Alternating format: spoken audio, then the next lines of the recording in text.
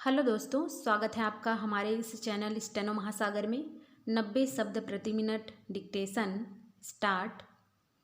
सभासद महोदय, जैविक खेती अर्थात प्रकृति की साझेदारी से बिना धरती का शोषण किए अनाजों को उपजाना होता है।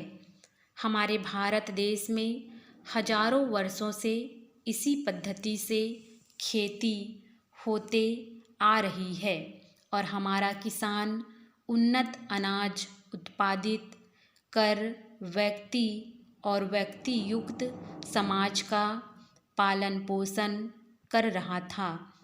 हमारे देश में मनुष्य ने जब खेती बाड़ी का चलन प्रारंभ किया था तो केवल वह गुजारा करना चाहता होगा, क्योंकि वह पौधों से ही खाद बना लेता था और गाय भैंस के गोबर से खेतों को उपजाऊ करता रहता था।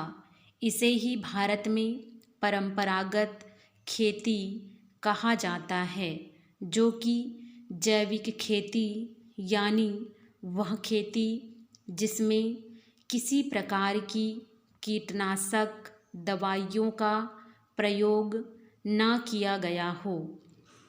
अध्यक्ष जी, आज की आधुनिक सभ्यता और औद्योगिकीकरण के दौर में खेती करने के पारंपरिक तरीकों में भी परिवर्तन हुआ है। आज खेतों में रासायनिक दवाइयों का प्रयोग भरपूर रूप से कर अधिक से अधिक अनाज का उत्पादन फसल चक्रों में किया जा रहा है।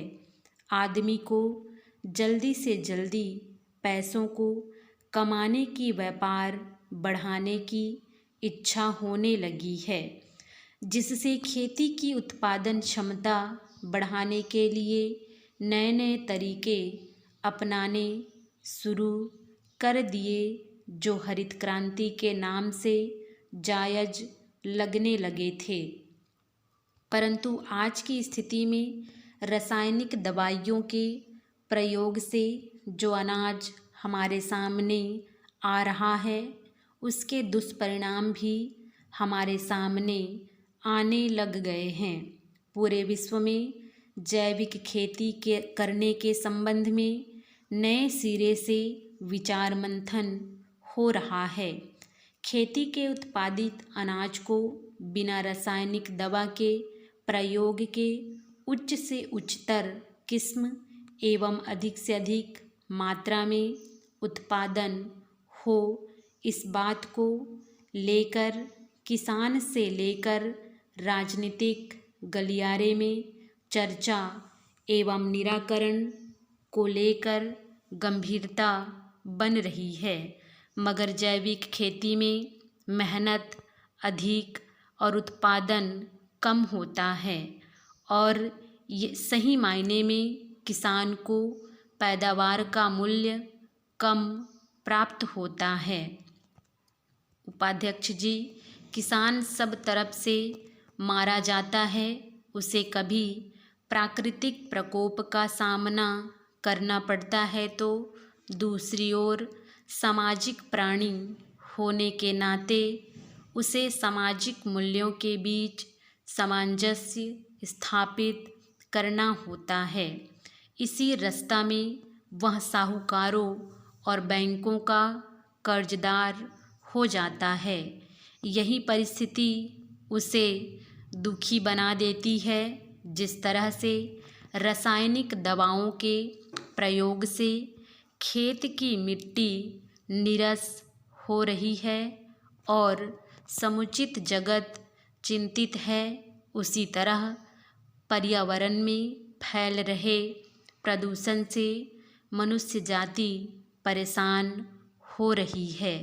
वैध एवं अवैध तरीके से हो रही पेड़ों की कटाई, शहरों में अंधाधुंध मकानों का निर्माण, विकास के नाम पर औद्योगिकीकरण एवं खेती का घटता हुआ रकबा पर्यावरण के विनाश का कारण बनता जा रहा है।